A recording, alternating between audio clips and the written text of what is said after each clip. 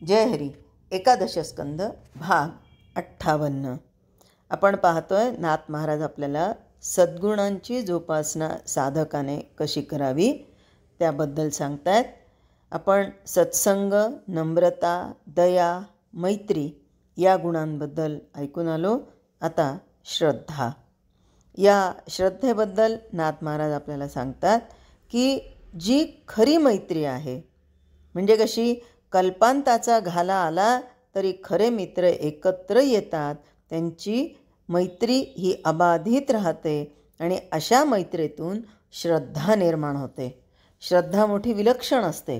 ब्रह्मदेव आणि मुंगी समसमान दिसून देखील प्रत्येकाच्या बाबतीत योग्य वर्तन चुकत नाही. हा श्रद्धेचा खरा चमत्कार होय. व्यवहारात कुणाला अन्न, वस्त्र, कुणाला कोरडंच धान्य, कुणाला गवत, पाणी, तर कुणाला नुसतं दूधच द्यायचं असतं.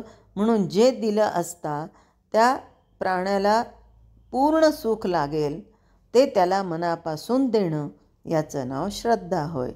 सर्व प्राण्यांचा आत्मा जरी एक असला तरी प्रत्येकाची पूजा त्याच्या योग्यतेप्रमाणे करावी.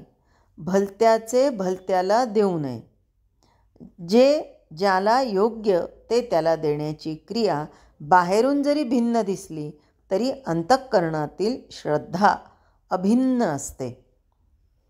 यानंतर गुण देतात सद्गुण, तो शुचिरभूतपणा. साधकाने परमार्थ साधण्यास शुचिता अवश्य हवी.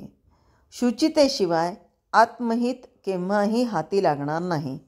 तसंच अंतःकरणातील मळ धुवून काढल्या वाचून बाह्यशुद्धी प्राप्त होत नाही. म्हणजे बाहेरून कितीही स्वच्छ केलं, आता समजा आपल्याला तांब्यामध्ये पाणी प्यायचं आहे, तर त्या तांब्यामध्ये पाणी पिण्यासाठी बरेच दिवसापासूनचा तांब्या आहे, तर आपण तांब्या घासताना जास्त प्रमाणात बाहेरून घासू का तांब्याच्या आतली बाजू स्वच्छ करू जास्ती? अर्थातच आतली बाजू स्वच्छ करू, कारण बाहेरून फक्त दिसणारं आहे आणि आतलं आम्हाला पाणी पोटामध्ये जाणारं आहे आणि म्हणून आतील स्वच्छता महत्त्वाची आहे. जसं हे भांड्यांच्या बाबतीत आहे तसंच आमच्या मनाच्या बाबतीमध्ये आहे. कसं तर वासनेच्या मळानं मन मळलेलं असतं, ते मन स्वच्छ धुवून सोवळं करावं. आता सोवळं आणि ओवळं म्हणजे काय? सोवळं म्हणजे तिथे दुसरं कोणी स्पर्श करणार नाही असं. आता या मनाला स्वच्छ धुवून सोवळं करायचं म्हणजे या मनामध्ये त्या स्वच्छतेशिवाय, शुद्धतेशिवाय, पावित्र्याशिवाय कोणताही षड्रिपू आतमध्ये स्पर्श करणार नाही.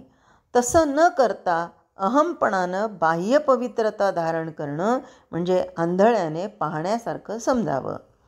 आता आपण काही जणांच्या बाबतीत बघतो की एखाद्याला आपण साधू समजतो, त्याची भगवी वस्त्र असतात, अंगाला भस्म वगैरे लावलेलं असतं, गळ्यामध्ये पुष्कळ माळ घातलेल्या असतात, पण हे झालं ते बाह्यरूप.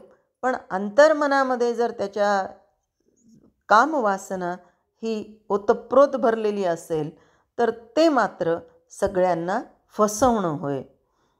सोनं तापवलं म्हणजे शुद्ध होतं, किंवा आरसा सहाणेवर घासला म्हणजे आपलं तोंड स्वच्छ दाखवतो.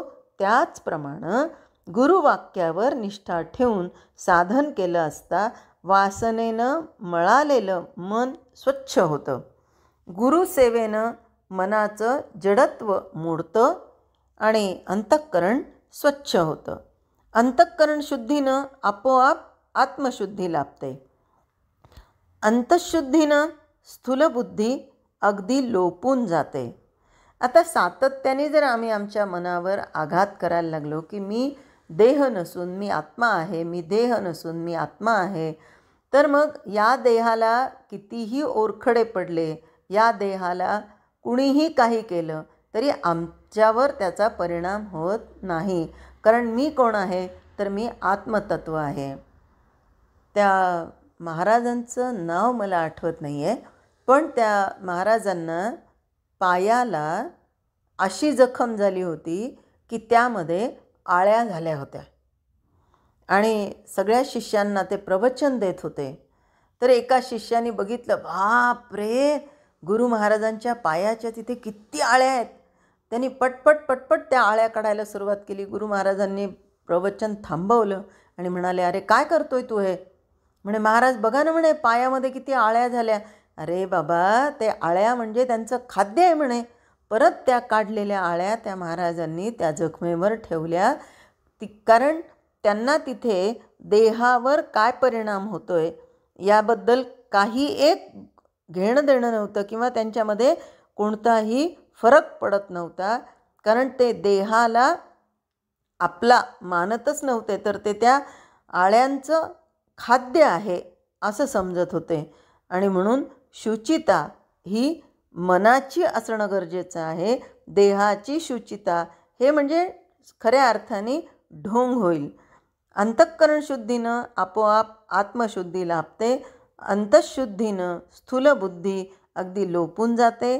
अंतर्शुद्धी झालं म्हणजे अंतर्बाह्य शुचिता प्रगट होते. आणि शुचिता म्हणजे पवित्रता. ती नसेल तर सगळं ढोंग समजावं.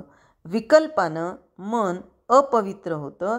म्हणून मन विकल्पानं भरलेलं असता बाह्य शुचितेचं अवडंबर माजवणं म्हणजे महाढोंगीपणा होय. ज्याचं अंतःकरण गुरुपदेशाचा साक्षात अनुभव येऊन स्वच्छ होतं, तसंच ज्याचं बाह्य आचरण शास्त्राला अनुसरून असतं, त्याच्या ठिकाणी खरी पवित्रता असून अद्वैत स्थिती तिथेच नांदते. अंतर्यामी पवित्रता स्थिर झाली म्हणजे बाह्य आचरणात ती आपोआप प्रगट होते. मग तीच आत्मदर्शनापर्यंत नेऊन पोहोचवते. अशा प्रकारे मी ईश्वर आहे हा भाव ज्याच्या पवित्र अंतःकरणात उदय पावतो, त्याचं सगळं कर्म, प्रत्येक कर्म हे ब्रह्मरूप होतं. आणि म्हणून मी देह आहे हा देहभ्रम त्याला बाधत नाही. पुढे 7वा सद्गुण ते म्हणजे तप. यामध्ये साधक कसा असायला पाहिजे? तर तपामध्ये शरीराला कष्ट देणं यालाच काही लोक तप म्हणतात, पण ते बरोबर नाही. शरीर प्रारब्धाधीन असल्यानं प्रारब्धानुरूप सुखदुःख भोगावे लागते. हृदयात भगवंताचं स्वरूप चिंतन निरंतर करणं हेच तपाचं शुद्ध स्वरूप होय. वीरश्रीचा मद डोळ्यांवर चढला म्हणजे वीर पुरुष जसा बेफाम होऊन रणांगणात वावरतो, त्याचप्रमाणे अंतर्यामी ईश्वराला घट्ट धरून जो जगात वावरतो तोच खरा तपस्वी. म्हणजे तो सगळ्यांमध्ये परब्रह्मरूपच पाहतो आणि ईश्वराची अनुभूती ही त्याला सगळ्यांमध्ये दिसते. ते खरं तप. त्यानंतर 8वा सद्गुण तितिक्षा. तितिक्षा म्हणजे काय नेमकं? तर जे काय वाट्याला आलेलं आहे, सुख दुःख जे आलेलं आहे ते शांतपणे निभावणं, सहन करणं. म्हणजे परत त्याच्यामध्ये काय येतं की सहन केल्यानंतर कधीतरी मनाचा उद्वेग होतो, उद्रेक होतो आणि मग ते बोलून दाखवलं जातं की मला हे सहन करावं लागतं. आणि सहन करता करता कधीतरी सहनशक्तीचा अंत होतो आणि मग तिथे स्फोट होतो. पण साधकाच्या अंगी तितिक्षा म्हणजे द्वंद्व सहिष्णुता अवश्य हवी.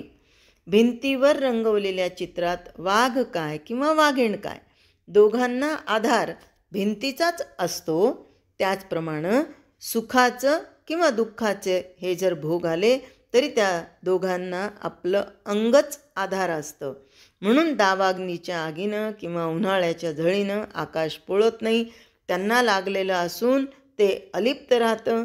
तसंच पाणी गार असो, बर्फ पडो, पृथ्वी स्वतःच्या सहनशीलतेमुळे ते कुडकुडत नाही. त्याचप्रमाणे स्वस्वरूपाच्या आनंदामध्ये दंग झालेला साधू सुखदुःखादी द्वंद्वांनी विचलित होत नाही. मी आत्मा आहे, देह नव्हे, अशी पूर्ण खात्री पटलेल्या साधूचा देह थंडीनं कापू लागला तरी साधू कापत नाही. तसंच साधूचा देह उन्हाने अति तापला तरी तो स्वतः तापत नाही. सुख आलेलं पाहून तो जितक्या आवडीनं त्याला कवटाळतो तितक्याच आवडीनं तो दुःखाला मिठी मारतो.